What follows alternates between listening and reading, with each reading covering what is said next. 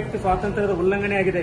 Doctor B R Ambedkar ಅವರು ಸಂವಿಧಾನದಡಿ ನೀಡಿದ ಅಭಿವ್ಯಕ್ತಿ ಸ್ವಾತಂತ್ರ್ಯವನ್ನು ಕಾಂಗ್ರೆಸ್ ಸರ್ಕಾರ ಕಿತ್ತುಕೊಳ್ಳುತ್ತಿದೆ ಎಂದು ಗಮನ ಸೆಳೆಯುತ್ತಿದ್ದೇವೆ. ಇದು ಸರ್ಕಾರದ ವಿರುದ್ಧ ಮಾತನಾಡುವವರ ಬಾಯಿ ಮುಚ್ಚಿಸುವ ಸಾಧನವಾಗಿದೆ. ಇದರಡಿ ದ್ವೇಷ ಭಾಷಣಕ್ಕೆ ನೀಡುತ್ತಿರುವ ವ್ಯಾಖ್ಯಾನವೇ ಅಸ್ಪಷ್ಟವಾಗಿದೆ. ಸರ್ಕಾರದ ನೀತಿಗಳ ವಿರುದ್ಧ ಟೀಕೆ, ಸಾಮಾಜಿಕ ಚರ್ಚೆ, ವ್ಯಂಗ್ಯ ಮಾಡುವುದು ಅಥವಾ ಸತ್ಯವನ್ನು ಹೇಳುವುದನ್ನು ಕೂಡ ದ್ವೇಷವೆಂದು ಪರಿಗಣಿಸುವ ಅಪಾಯವಿದೆ. ಜನರು ಭಯದಿಂದ ಮಾತನಾಡದೇ ಇರುವುದು ಸರ್ಕಾರದ ಉದ್ದೇಶವೇ ಎಂಬ ಪ್ರಶ್ನೆ ಮೂಡುತ್ತಿದೆ ಎಂದು ತಮ್ಮ ಗಮನ ತರಲು ಬಯಸುತ್ತೇವೆ. ಇದು ಪ್ರಜಾಪ್ರಭುತ್ವದ ಮೂಲ ತತ್ವದ ಹಾನಿ ಮಾತ್ರವಲ್ಲ, ಪ್ರಜಾಪ್ರಭುತ್ವದ ಕತ್ತು ಹಿಸುಕುವ ಯತ್ನ. ಈ ಕಾನೂನು ಪೊಲೀಸರಿಗೆ ಮತ್ತು ಸರ್ಕಾರಕ್ಕೆ ನಿರಂಕುಶ ಅಧಿಕಾರ ನೀಡುತ್ತದೆ.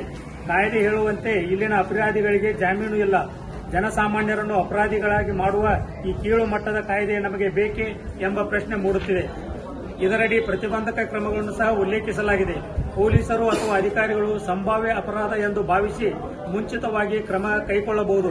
ಇದರಿಂದ ಪ್ರತಿಭಟನೆಗಳು, ಸಭೆಗಳು ಅಥವಾ ಸಾಮಾಜಿಕ ಚಳವಳಿಗಳನ್ನು ತಡೆಯುವ ಉದ್ದೇಶ ಇದ್ದಂತಿದೆ. ಈ ವಿಧೇಯಕದಿಂದ ಸಾಮಾಜಿಕ ಕಾರ್ಯಕರ್ತರು, ಪತ್ರಕರ್ತರು, ಸಾಮಾಜಿಕ ಮಾಧ್ಯಮ ಬಳಸುವವರು ಹೆಚ್ಚು ತೊಂದರೆಗೆ ಸಿಲುಕುತ್ತಾರೆ. ಪ್ರಜಾಪ್ರಭುತ್ವದಲ್ಲಿ ಮಾಧ್ಯಮ ಮತ್ತು ಜನರ ಧ್ವನಿಯನ್ನು ನಾಶಪಡಿಸುವ ಇಂಥ ಕಾಯ್ದೆ ಯಾವ ಕಾರಣಕ್ಕೂ ಜಾರಿಯಾಗಬಾರದು ಎಂಬ ಬಿಜೆಪಿ ತಿಳಿಸುತ್ತದೆ. ಅನ್ಯಾಯ ಅಥವಾ ಸರ್ಕಾರದ ತಪ್ಪುಗಳ ಬಗ್ಗೆ ಮಾತನಾಡಿದರೆ ಭಾವನಾತ್ಮಕ ಹಾನಿ ಎಂದು ಆರೋಪಿಸಿ ಬಂಧನ ಮಾಡಲು ಇದು ಪೊಲೀಸರಿಗೆ ಅಧಿಕಾರ ನೀಡುತ್ತದೆ. ಪತ್ರಕರ್ತರ ತನಿಖಾ ವರದಿಗಳು ಕೇಸಿನ ತೂಗುಗತಿ ಎದುರಿಸಬೇಕಾಗುತ್ತದೆ. ಸಾಮಾಜಿಕ ಮಾಧ್ಯಮದಲ್ಲಿ ಹಾಸ್ಯ ಅಥವಾ ಟೀಕೆಯನ್ನು ದ್ವೇಷ ಎಂದು ಕರೆದು ಬ್ಲಾಕ್ ಮಾಡಬಹುದು. ಕಾನೂನು ಕ್ರಮ ಕೈಗೊಳ್ಳಬಹುದು. ಸಾಮಾಜಿಕ ಸಾಮರಸ್ಯದ ಹೆಸರಿನಲ್ಲಿ ಅಭಿವ್ಯಕ್ತಿಯನ್ನು ನಿರ್ಬಂಧಿಸುವ ಮೂಲಕ ಪ್ರಜಾಪ್ರಭುತ್ವವನ್ನು ದುರ್ಬಲಗೊಳಿಸುತ್ತದೆ. ಈ ದೇಶದ ನಾಗರಿಕ ಸಂವಿಧಾನದ ಹಕ್ಕುಗಳನ್ನು ರಕ್ಷಿಸುವುದು ನಮ್ಮೆಲ್ಲರ ಕರ್ತವ್ಯ.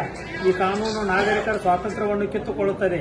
ಹೀಗಾಗಿ ಇದನ್ನು ಜಾರಿಯಾಗಲು ಅವಕಾಶ ನೀಡಕೂಡದೆಂದು ಮನವಿ ಮಾಡುತ್ತೇವೆ.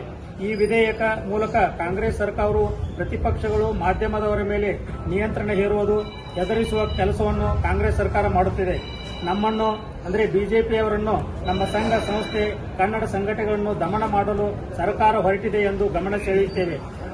ಇದರ ವಿರುದ್ಧ ಜಾಗೃತಿ ಮೂಡಿಸಲು ಈ ಪ್ರತಿಭಟನೆ ನಡೆಸಿದ್ದೇವೆ. ಈ ಮನವಿಯನ್ನು ರಾಜ್ಯಪಾಲರಿಗೆ ನಮ್ಮ ತಹಶೀಲ್ದಾರ್ ಮುಖಾಂತರ ಸಲ್ಲಿಸುತ್ತಿದ್ದು ಅದನ್ನು ಅವರು ಸ್ವೀಕರಿಸಬೇಕಂತ ಕೇಳ್ತಾ ಇದ್ದೀವಿ.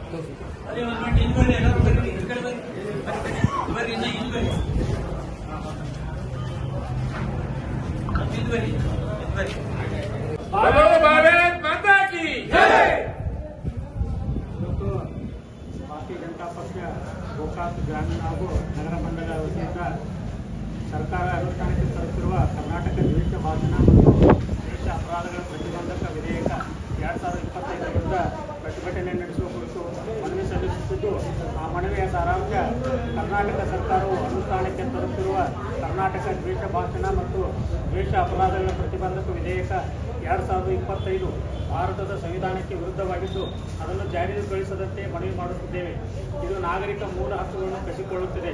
ಸಂವಿಧಾನ